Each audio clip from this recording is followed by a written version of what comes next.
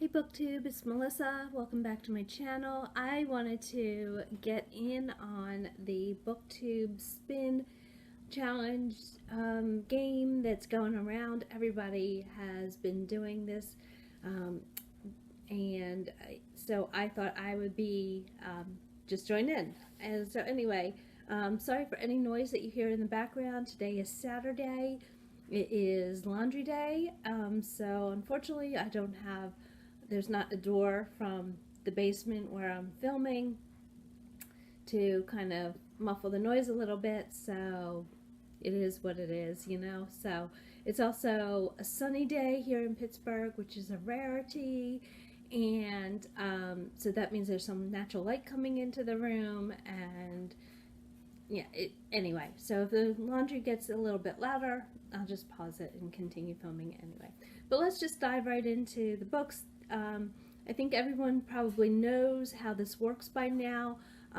Rick, I'll link to his channel below and his video explaining all this. But basically, it's similar to the Classics Club Spin. I've been a book blogger for 12 years now, and so I'm pretty familiar with the Classic Club Spin. The way it kind of works is that every couple months, they ask you to give a list of 20 books that you hope to read, and on a certain date they spin a wheel, either virtually or whatever, and whatever book corresponds to that title is the book that you read for that month or set period of time. So the BookTube Spin is working the similar way, although there is kind of a fun twist that is coming along with this one. Rick has asked us to come up with 5 different categories with 5 books each, and I have spent an inordinate amount of time this morning doing this. So my categories are going to be a book that has been on my shelf for more than 10 years, a book that fulfills a 2021 reading challenge, a book that will motivate me to write my damn book, which is in process, but I just need kind of a kick in the ass to continue making it happen. A book by an author that I've met in person, and a book by an author from my hometown. So those are my 5 categories. I will list them below, but let's just dive into the books. First one, for a book that has been on my shelf for more than 10 years, we are going to go with Women Write, a mosaic of women's voices in fiction, poetry, memoir, and essay. It is an anthology that is edited by Susan Cahill. True confession, some dust on this one, obviously, because it's been on my bookshelf for 10 years. So true confession, I did start this one. I think it looks like I got it about maybe 160, about like halfway through, but for some reason stopped it. My rule with this challenge is that there are a few books in this stack that I have previously started, so I'm going to make myself reread them for the purpose of the BookTube Spin.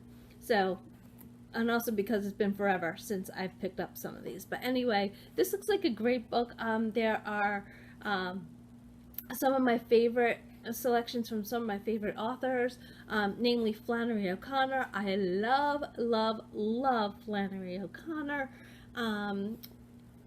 Toni Morrison, Emily Dickinson, Lori Moore, who I also absolutely love, Anne Sexton, Alice Walker, Virginia Woolf. I mean, this is just like, you know, the 5-star lineup right here. So I don't know why the hell I haven't gotten to this sooner. I don't know if I've already mentioned, I purchased this book on a business trip to Toronto in 2004. There's even like the bookstore from the Toronto Women's Bookstore. I don't even know if they still exist. They're still in existence. I hope that they are. But anyway, Women Write. Looking forward to that. Second book that's been on my shelf for more than 10 years is Anne Frank, the Biography by Melissa Muller. This was one that I had asked my husband for as a Christmas present probably in like the late 90s. So yeah, so this has been on my shelf for a really long time. Another one, also a Christmas present that I had asked him for, is Prize Stories. The best of the O. Henry Award. Okay, let's start that again. Prize Stories, the O. Henry Awards, best of 1997. I realize I am probably really dating myself here by saying that these were Christmas presents from my husband back then. At that point, I think we were probably married 4 years. So, yeah, so that's another one. Again, I love this series. For a while, I was buying or asking one for Christmas, one every year, and then I guess when our kids came along, I got out of the habit of that, and I have not really been picking them. I've been buying them from like book sales, back when we used to be able to do book sales or attend them. Anyway, so the 1997 collection of Price Henry stories. I think that the whole collection has even like changed its name by now. Number 4 on my list of books that have been on my shelf for more than 10 years. This would be Final Vinyl Days by Jill McCorkle. And you can already see like the original price. I got it for like $3.98. I'm not sure where I got this from. It doesn't say, doesn't matter. I think this was probably like a Barnes & Noble clearance sale, or maybe Atlantic Books, something like that. Anyway, so I love Jill McCorkle's writing. This is one that's just been lingering for way too long. Finally, for this category, for books that have been on my shelf for more than 10 years, The Liars Club by Mary Karr. This is just a bookmark. I don't even know what this bookmark is from or for, whatever. I think also, I have not started this, so it's just a bookmark that's just tucked in. Anyway, this may not meet the 10-year threshold, but it's been on my shelf for a pretty damn long time. So we're going to include it in this batch. Okay, so next. Okay, a book that fulfills the 2021 reading challenge. This is also another one that I started. You don't need my notes. It's one that I started, kind of got into a little bit up to page 67, it seems. This was an arc that was sent to me for review a while back.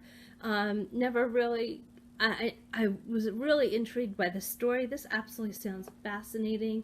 It's The Trials of a Scold, the incredible true story of writer Anne Royall, I don't know. It's by Jeff Biggers.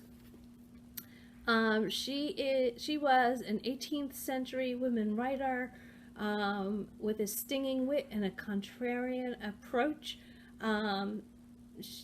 She was convicted. She was one of America's first female muckrakers who was convicted as a common scold in 1829 in one of the most bizarre trials in human history. So this hits all of my buttons. I am so thrilled. I'm thrilled to read this. I should have done this as a review, and this is one that I regret not doing as a review. So this is a book that fulfills a 2021 reading challenge. It actually fulfills 2 at the same time. The monthly keyword challenge, February, one of the words for February is red. And so and it can even be like a word that's, within a word, like incredible. So I will link details to the challenges that these fulfill below in case you're interested in signing up for any of them, because you can't really ever have too many book challenges now, can you? So it also fulfills Unread Shelves February prompt, which is a book that I got for free. So and I got it as an ARC. Second, for the 2021 reading challenge is The Deadbeat, Lost Souls, Lucky Stiffs, and the Perverse Pleasures of Obituaries by Marilyn Johnson. I'm kind of a little bit weird in that I love a good obituary. I mean, a well-written obituary is just gold in my opinion, and I love reading them. I am just one of those. I love them. So this book has been on my um, list for want to read for a while. I think I picked this up at Book Expo America in 2010, and it was just a, I think I got this at McNally's book in Manhattan. So I'm looking forward to reading this. Dorothy Allison's Bastard out of Carolina. I have been wanting to read this forever. It's like considered a classic, I guess, and I just really want to read this one. It appears on all kinds of lists. This one fulfills the Southern Literature Challenge that I'm participating in. So, and of course, it fulfills the 2021 Reading Challenge for this one. Then we have the pub sheets here. Don't need to worry about them for now. The Enlightenment of the Greengage Tree by, I'm going to really not be able to pronounce his name, Shokoofeh Azar. God, I probably botched that. I'm very sorry. Anyway, The Enlightenment of the Greengage Tree. I love this cover. And this one also fulfills Book Riot's non-European novel in translation. This one is set in Iran. It's following the 1979 Islamic Revolution. It's about the unbreakable connection between the living and the dead. It is narrated by the ghost of Bahar, a 13-year-old girl whose family is compelled to flee their home in Tehran for a new life in a small village. So it sounds wonderful. So I am looking forward to that. And then finally, the last one in this category of books that fulfill a 2021 reading challenge is The Answer to Your Question by Paulette, Alden. So this I'm also doing for Book Riot's book with a cover I don't like. I already have a book read for that category for this year, but this is a good. I absolutely hate this cover. I hate snakes. I hate anything like to do with them. I think this cover is fucking hideous. However, I love the author. Paulette is the author of one of my all-time favorite novels, a memoir called Crossing the Moon. It's about infertility. It's about choosing to live child-free. I love the book. It came to me at like a really pivotal time in my life, and so I will read anything that she writes. This is actually a book that came out a couple years ago. It's a mystery. It's fiction. After raising her son Ben as a single parent, librarian Inga Dodlin has accepted her quiet life until she's blindsided when he is accused of the murders of 4 young women. But like I said, this is for the book that fulfills the 2021 reading challenge, but it's also for Book Riot's book with a cover I don't like, and I hate it. Absolutely hate it. So, okay. So we have, those are going to be in the way. My next category is a book that will motivate me to write. Like I said, I'm in the middle of writing a memoir, and so I thought I would pick up some writing books that would motivate me to get my ass in gear. First one is Strike the Empty. Notes for Readers, Writers, and Teachers of Memoir. It is by my friend Beth Kephart. And these are like essays that Beth has written for various places like HuffPost and elsewhere. So this also counts as a book that has been on my shelf for, no, this has not been a book on my shelf for 10 years. What the hell? I'm like, my notes are really screwed up. Anyway, I don't know. It's hard to see. Anyway, so yeah, Strike the Empty. A book that will hopefully motivate me to write. Bird by Bird, Anne Lamott. This is like the Bible for people who are aspiring writers, struggling writers, whatever. I will confess, I did start this a while ago and didn't quite like it. I don't know whether it was just the mood that I was in at the time or whatever, but like I said, people revere this book, and I thought I would give it another try again. I think I probably only got up to, I don't even know if this is true, but anyway, maybe it's time to take another look at it. Next, The Art of Time in Memoir by Sven Burkertz. I just purchased this. I like this series a lot, the Art of series. So this is one that I just purchased last weekend when my daughter and I went to Half Price Books, and for $5.99. So this is just a really small compact volume. I've heard great things about it. Hopefully it'll motivate me to write. Like the Dark. Writers on creativity, inspiration, and the artistic process. This is edited by Joe Fosler, and this is 46 of the most acclaimed exciting authors working today answer a simple yet profound question: what inspires you? So this is like a who's who of writers. I don't know if you could see the list of people who are represented in this collection. If you can't figure out already, I love a good anthology, a good collection of things. But anyway, so there are some real powerhouses here: Roxane Gay, Elizabeth Gilbert,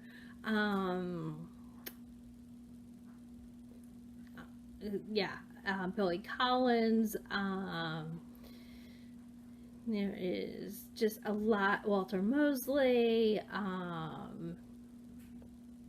Mary Gateskill, just like a whole lot of people. Anyway, so that one. And then last in this category of a book that will motivate me to write is Dreyer's English. I'm probably pushing the boundaries of this category a little bit with this, but this is not so much like a motivational book, but it's kind of more like a how-to.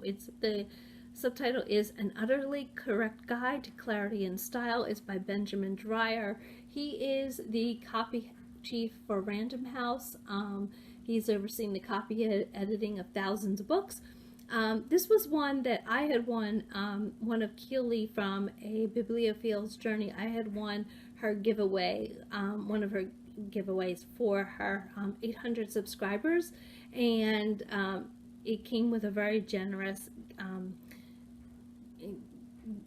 gift card or whatever to Book Depository. So this was one of the ones that I ordered. So since I just got it, I wanted to make sure that I read it very soon. The next category is a book by an author I've met in person. I am really fortunate to have the chance to go, well, in normal times and when we're not in the middle of a pandemic. I'm really lucky that I work for a large library, and we often have authors come to give lectures, presentations, or whatever. So I've had the chance to meet like Margaret Atwood and Judy Blume, and a lot of these events are held with Pittsburgh Arts and Lectures. We're really fortunate here in Pittsburgh to have like an incredible literary community. I've said that in other occasions where I was not expecting that when we moved here almost 10 years ago. I just was not expecting it to be as literary of a city as it has been and continues to be, during normal times. So anyway, so I've met some really fantastic authors. Some of my favorites. One of them is Ann Patchett, and she was delightful. She came, I want to say about maybe 5 years ago, maybe 4. And this is one that is signed, so of course I'll show that off a little bit because it was really fun when she was doing this. So it's Anne, and like it was 2014, so I was right. So okay, 7 years ago almost. But she drew these little bunnies on all of the Magician's Assistant copies that were available, and the people moving us through the line, they were like you could just tell that their expressions were just like, oh my god, like what the fuck, you know, I mean, this is going to take all night. But it was wonderful, and she was great. She gave me, during that event, she gave me a personal recommendation for a memoir. I was telling her a little bit of what I was, writing about, and she's told me that I needed to read Borrowed Time by Paul Manette, and oh my god, it was just a freaking amazing book. It's one of my all-time favorites. But anyway, Ann Patchett, author that I've met, she is a fantastic person. I love her. Another author that I've met, I think twice, is Chris Bajalian.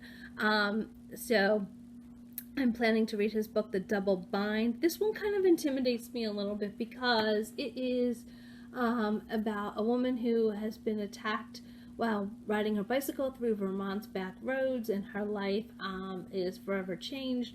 I don't like books with that kind of plot. They make me very uneasy. Probably, understandably so. But anyway, so I'm kind of hoping that this is not the number that gets picked. But anyway, Chris Bajalian, he is and I don't even know if I'm saying his last name, Bajalian. He is a phenomenal author. He can really craft a very tense book, and he is just great. So, and he's so super personable. He's really engaging on the Twitter, and I've done a review of 2 of his books. I think Close Your Eyes, Hold Hands, and also The Light in the Ruins. And he tweeted them out too, and he shared them to his followers, which is, just like phenomenal. Anyway, so Chris Bajalian, love him. Another person who, another author I met who I love, Colm McCann. I am super fangirl of anything that this guy writes. I love him. People, refer to him as my literary boyfriend. I just adore him. He came to Pittsburgh. I've met him twice now, and he's been so gracious and so wonderful both times. The one time I just kind of just stood there and just fangirled all over, and I was just like, as the young kids say, such a stan. I stan him. I think he is just phenomenal. His writing is amazing. If you've never picked up any of his novels, start with Let the Great World Spin. And anyway, this is his newest one, A Paragon, and he was he came to the library with for an event with the 2. This is based on a true story, so it's a novel, but is really based on these 2 fathers who, one Israeli, one Pakistani, okay. So it's about one father who was Palestinian, excuse me, and one who is Israeli, and they both lose their daughters very tragically, and they come together. So during the event, he actually had the 2 fathers with him. And it was just great. So this was right before lockdown started. It was February 26th or something. It was great. And I've been wanting to read this one ever since, and I haven't. So it also fulfills the Pop Sugar challenge of a book I meant to read last year but didn't. So that is A Paragon. I enjoy going to writers conferences and writers events, and again, we have a great one in Pittsburgh called Conversations and Connections. It's also in DC, and there the first one I went to is I met Leslie Petrick. I can't say her name. I'm sorry, Leslie, if you're watching. Anyway, you can see her first collection, her collection of stories, This Angel on My Chest. This is inspired by the death of her husband. It's a collection of linked stories. I love linked stories. I think that they are just wonderful. So I'm looking forward to reading that. And finally, oh no, there's still another category. God, 20 books is really a lot, you know. Another author I've met is Sherry Flick, and this is her novel Reconsidering Happiness. Got this from Half Price Books at one point for $7.99. So those are authors from who I have met. I'm enjoying everybody else's videos who are doing the BookTube Spin, and if you want to get in on this, like I said, I'll link Rick's video below. And can't wait to see what number comes up tomorrow and see what book I'll be reading. All of these are ones that I am really excited about, so I think that I'm going to probably keep these aside anyway and kind of hopefully work my way through them throughout the year. Maybe there'll be another spin in the future. So anyway, as always, thanks for watching. Appreciate your support of the channel, and happy reading, and I look forward to talking to you in my next video again soon. If you are so inclined, hit the like button, subscribe. Really appreciate you watching. Thanks. Have a great day. Bye.